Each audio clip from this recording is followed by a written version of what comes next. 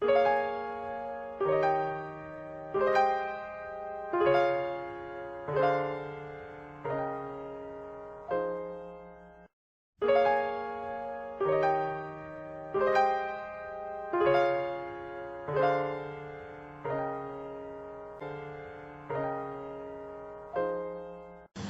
principio la Corte estaba integrada por 6 jueces, un presidente y 5 magistrados superiores. Su número aumentó a 7 en 1927 y en 1949, tras la abolición del derecho de apelación al Comité Judicial, a 9. Su número actual. La ley dispone que por lo menos 3 magistrados provengan de Quebec. Tradicionalmente 3 jueces provienen de Ontario, 2 de las provincias del oeste y 1 de las provincias del Atlántico. La Corte Suprema sesionó por primera vez el 17 de enero de 1876, pero no se presentó ningún caso. En abril del mismo año atendió la primera causa. En junio sesionó durante una semana y falló en 3 casos. A partir del mes de enero del año siguiente, sus sesiones pasaron a ser regulares y cargadas. Su imponente estructura contiene un amplio vestíbulo, una sala principal de audiencias de la Corte Suprema, los despachos de los jueces y una sala de deliberaciones, las oficinas del personal administrativo, una biblioteca y 2 salas de audiencias del Tribunal Federal de Canadá. La Corte Suprema de Canadá es un tribunal general de apelaciones que reexamina los fallos de los tribunales de apelación de las provincias o territorios y del Tribunal de Apelación Federal, en todos los ámbitos del derecho, civil, penal, constitucional y administrativo. En la mayoría de los casos solo se atienden las apelaciones que autoriza la Corte para oír casos de interés público o cuestiones de derecho importantes. Los fallos de la Corte pueden ser unánimes o por mayoría. En este último caso, van acompañados de las opiniones divergentes de la minoría. Los fallos y motivos de la Corte se imprimen y publican en su sitio web. En las causas penales que van a un juicio hay 2 partes involucradas. El demandante es aquel que presenta la demanda. En Canadá, el abogado demandante se denomina procurador de la corona o fiscal. El término corona hace referencia a la función del abogado como representante del Estado. La función del procurador consiste en probar más allá de las dudas razonables que una persona es culpable. Si el procurador no logra hacerlo, el acusado es absuelto de culpa y cargo y queda en libertad. La asistencia de un abogado es particularmente importante para cualquier persona acusada en un crimen.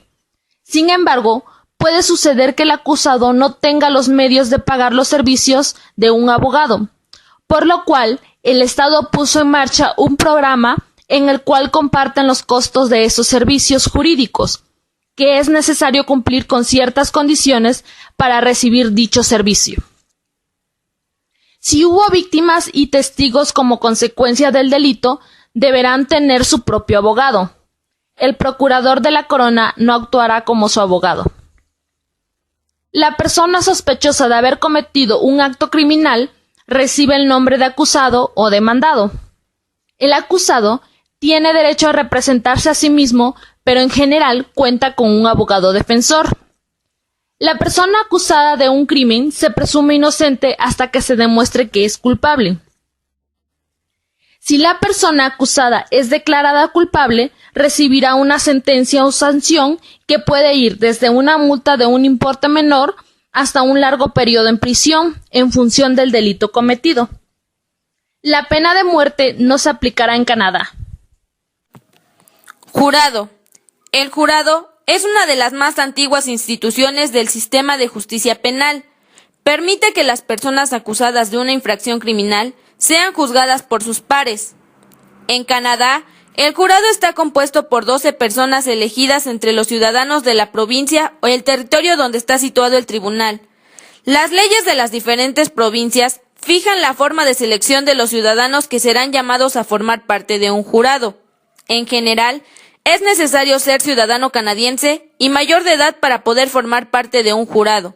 Si bien, en Canadá, la mayoría de las causas son juzgadas por jueces sin jurado, La carta estipula que todo acusado tiene el derecho de tener un proceso conjurado, cuando la pena máxima prevista para la infracción de que se le acuse sea una pena de cárcel de 5 años o una pena más grave. En ciertos casos, el acusado puede tener el derecho de elegir un proceso conjurado, aun cuando la pena de cárcel sea menor de 5 años. La persona que sea llamada a formar parte de un jurado está obligada a participar en él, a menos que la ley provincial aplicable la exima. La inscripción en una nómina de jurados no quiere decir necesariamente que una persona será elegida de jurado. El fiscal o el abogado defensor pueden por diversos motivos oponerse a la selección de una persona. Durante el proceso, los jurados no deben dejarse influir por nada que no sean los elementos de prueba presentados al tribunal. Los jurados deben hacerse su propia idea sobre la exactitud u honestidad de los testimonios oídos durante el proceso. Una vez que las dos partes hayan presentado sus argumentos y hayan llamado a sus testigos y el juez haya dado sus directivas al jurado sobre las leyes aplicables y sobre lo que deben tener en cuenta para tomar su decisión, los jurados se retirarán a una sala fuera de la sala de audiencia para deliberar. En una causa penal, deben determinar si el fiscal ha probado sin lugar a duda razonable la culpabilidad del acusado. Ya sea que decidan en uno u otro sentido, el veredicto del jurado debe ser unánime, es decir, que todos los jurados deben estar de acuerdo con el veredicto enunciado. Si los jurados no llegan a un acuerdo, el juez puede disolver el jurado y ordenar la constitución de otro. Cuando se termina el proceso, los jurados tienen prohibido revelar lo que se haya dicho en el transcurso de sus deliberaciones. Declaración ante los tribunales. Todo ciudadano puede ser llamado a declarar en un proceso en materia penal, si dispone de información que una o la otra parte estimare útil. Una persona puede también ser citada como testigo experto, es decir, como personas cuyos conocimientos en un campo dado pueden aclararle al tribunal puntos complejos. Las personas que tienen conocimiento que estiman pertinentes a una causa vienen a declarar de manera voluntaria. En otros casos, a ellas se les ordenará que comparezcan. La citación con apercibimiento es una orden del tribunal que obliga a las personas a venir a declarar. Se recurre a esta citación si el fiscal o demandante, el acusado o el abogado defensor desean a una persona para que venga a declarar. Todos los ciudadanos tienen el deber de venir a declarar cuando se les pide que lo hagan. La persona que no acepte una citación puede percibir una pena de parte del tribunal. El testigo declara bajo el juramento o por afirmación solemne. Está obligado a responder todas las preguntas que se le hagan, a menos que el juez lo exima por alguna razón. Por ejemplo, si alguna pregunta no es pertinente. El testimonio es esencial en justicia para un buen funcionamiento del sistema de justicia, principalmente el sistema de justicia de Canadá. Procedimiento en las causas penales. A diferencia de un auto civil, una causa penal no es un conflicto entre particulares, aun cuando a menudo las personas sufran un daño material o sean heridas por los infractores. El delito interesa a la sociedad en su conjunto. Eso explica que habitualmente sea el Estado y no un particular el que inicia la causa en materia penal. Las infracciones penales están previstas en el Código Penal y en otras leyes federales. Se dividen en dos categorías: las infracciones punibles por procedimiento sumario y los actos delictivos. Ciertas infracciones se llaman mixtas, pues el infractor puede, a su discreción, recurrir al procedimiento sumario o proceder por vía de la acusación. La persona acusada de una infracción punible por procedimiento sumario comparece ante un juez de la Corte Provincial y el proceso se desarrolla por lo común sumariamente, es decir, ante ese juez y sin que hayan otros procedimientos.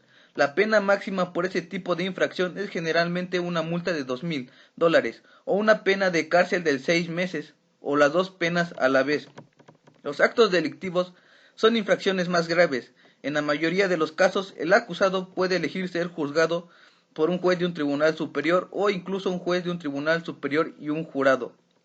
En el caso de un acto delictivo, puede haber en primer lugar una investigación preliminar, en que un juez examina los elementos de prueba con el fin de determinar si la prueba es suficiente para enviar al acusado a su proceso. Si el juez estima que la prueba es insuficiente, la causa se abandona. Si no, ordena el inicio de un proceso. Las decisiones en las causas penales. Si el acusado es declarado no culpable, es absuelto y puesto en libertad. Pero si es declarado culpable de un delito, el juez debe decidir la pena que se le debe dar.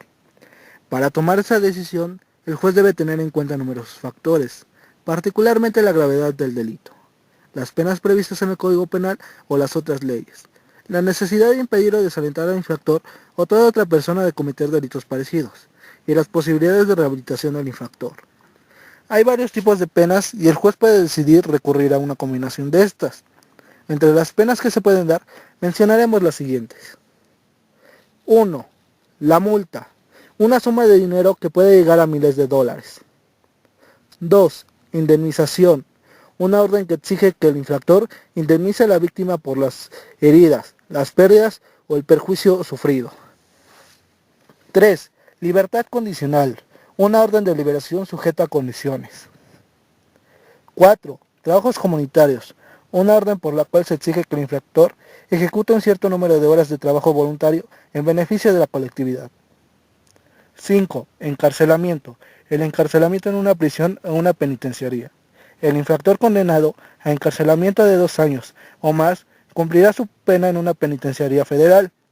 El que sea condenado a cárcel por menos de 2 años cumplirá su pena en una prisión provisional. El derecho de apelación.